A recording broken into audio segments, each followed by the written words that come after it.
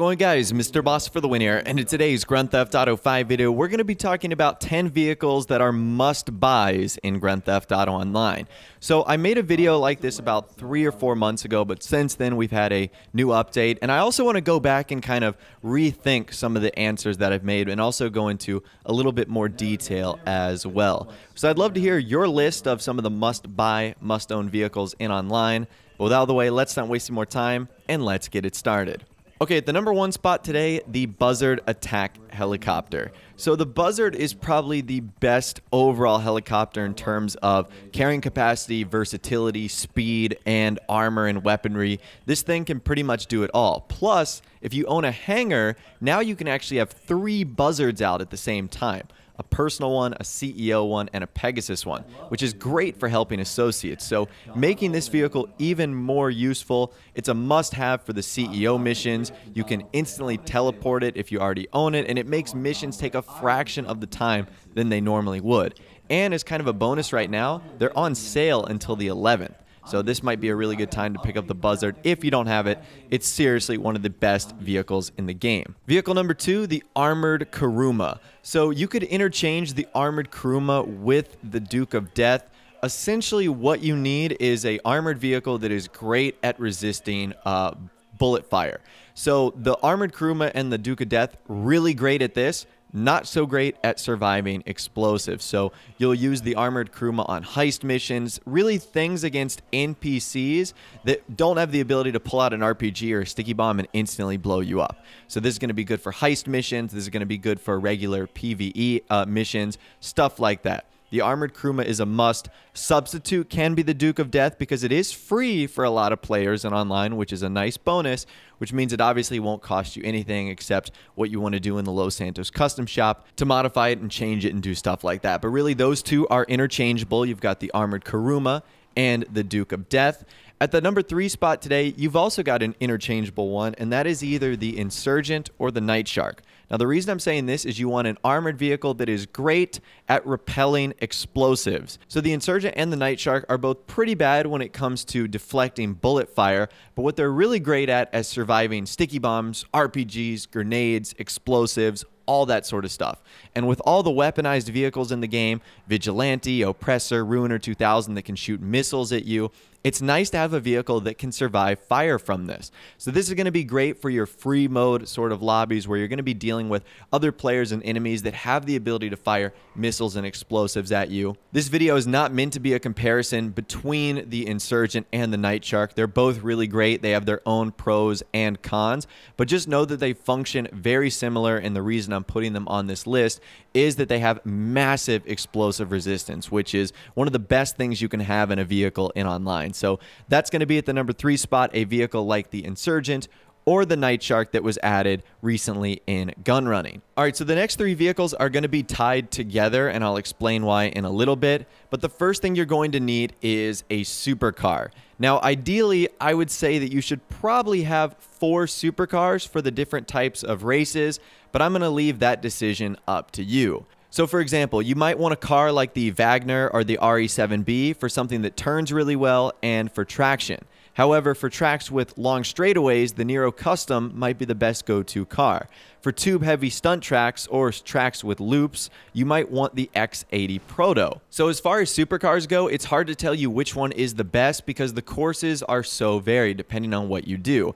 However, if you could only go with one, the Wagner is the best car around a track, specifically turn-heavy tracks due to its ridiculous downforce value. Now, the Nero is a good all-arounder with a solid top speed, but if you're really good, the X80 will be even better than the Nero, but it takes a while to get used to the handling. So you're going to want a supercar, a go-to supercar, because guess what? 90% of the races in-game are made for supercars, and the other 10% we're going to be talking about in a little bit. But supercars are by far not only the most popular vehicles, they are the most popular races, and you can also use them in free mode too, and you can get around pretty easily as well. So having a go-to supercar is definitely what you want.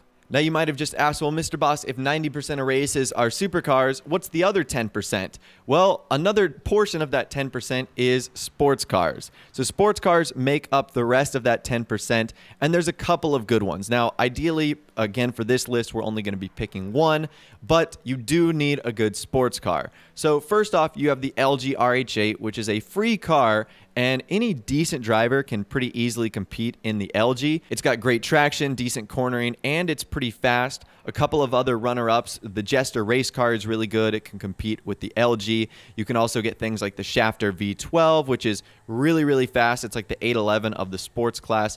Crazy top speed, and it's really crazy on the corners. So there's a lot of good sports cars that would work. The Masacro is another great one. As long as you have one, just like we talked about with the Duke of Death earlier, there's a free option, the LG RH8. So you can take advantage of that if you're just starting up the game as well. So have a sports car that you can rely on, because that's going to be really the other part of the non-super races. And probably about 3% of the remaining races has to do with motorcycles. So you're going to need a motorcycle that you can use in races and for the time trials, because time trials are easiest to do in the motorcycles. So there's probably 3 or 4 motorcycles that work really well: the Shitaro, the Bati 801, the Akuma, and the Hakachu Drag. Those are probably the top 4 in which you can use, and you'll pretty much have really good success in all the races. Now, the go-to for me is the Shitaro. It turns really well. It doesn't wheelie, so you just lean forward instead. But the Bati is a solid choice. The Hakachu Drag, I've seen people get insane lap times with the Hakachu Drag. So having a go-to motorcycle is going to be the key. Now, a new vehicle we're adding to the list today, and that is the Oppressor. So whether you love it or you hate it, it's hard to experience Grand Theft Auto Online without an Oppressor. This vehicle is great for a couple reasons. Number one, simply getting around the map. So what's great about the Oppressor is you can instantly spawn it in via the Motorcycle Club feature, and it will literally land right at your feet. So if you do that, it's an easy, instant way to transport around the map. The fact that it has a rocket booster, it can fly, it can go from, Mount Chiliad all the way to the airport without boosting, and it's weaponized. It's got 20 missiles at its disposal. So it's almost like the best of both worlds as far as transportation and weaponized ability. So the Oppressor is a must-own. Even though it does fall under that motorcycle category, you can't use it in races and you can't use it in time trials. So that's why I wanted to include it as its kind of own separate category. But I would most definitely recommend you get the Oppressor. Vehicle number 8 today, the Hydra. So I'm not a fan of adding this to this list, but honestly, if you can't beat them, join them. And sometimes you really have to fight fire with fire. So the Hydra is the griefer's #1 vehicle of choice. And sometimes in order to beat a griefer or a troll, you've got to have the same arsenal of vehicles that they do. So that's why I'm putting it on this list. It is one of the few VTOL vehicles we have in the game, making it very versatile and powerful in the fact that you can take off from pretty much anywhere. You have the explosive cannons, you have the lock-on missiles. It's a very deadly jet. And with the new aircraft features that were added in the Smuggler's Run update, making aircrafts in general more powerful, the Hydra was one of those vehicles that got an extreme boost as well, being able to spawn it pretty much near wherever you want, and being able to add it inside of your hangar, meaning that you can choose where you spawn it in as well. So that makes it a much more powerful vehicle than we discussed before. At the number 9 spot, the Mobile Operations Center. So this was added with gun running, and the MOC is vastly important. Number 1, this gives you access to the PvE missions that were added with gun running. That'll give you the opportunity to unlock items in the game. It also gives you the option to upgrade your weapons to Mark II weapons, which is incredibly rare. You can't do that in any other vehicle or function or building in the game. So the MOC, incredibly useful. Not only is it a tank in lobbies, I think it takes like 30 explosives to end up destroying. So it's one of the best vehicles in terms of that. But also, there's things you can't do without this vehicle. Like, you could live without a Buzzard, but there are missions and items and objectives you can't accomplish without the MOC. So definitely have one of these, grab one of them in your arsenal. And as another bonus, the Mobile Operations Center cabs are on sale this week too. So it might be the perfect opportunity, if you don't own one, to go ahead and grab one. And finally, last but not least today, at the number 10 spot, we've got the Cargobob. So the Cargobob is incredibly useful for a multitude of various missions, especially with the Smuggler's Run stuff that was added. So Rockstar kind of finally loosened up a little bit, and with the Smuggler's Run stuff, you can actually use the Cargobob to like pick up the items you need to deliver them, whether it's trucks or whether it's, you know, other packages. And with import-export, still a very popular money-making method that I use. You can Cargobob the vehicles. If you want to just goof around with your friends, you can use the Cargobob to have some fun as well. So there's lots of different things you can do casually and business-wise, which is why the Cargobob is going to be included on our list today. But anyways, that right there is the top 10 must-buy vehicles in Grand Theft Auto Online, an updated late 2017, 2018 version.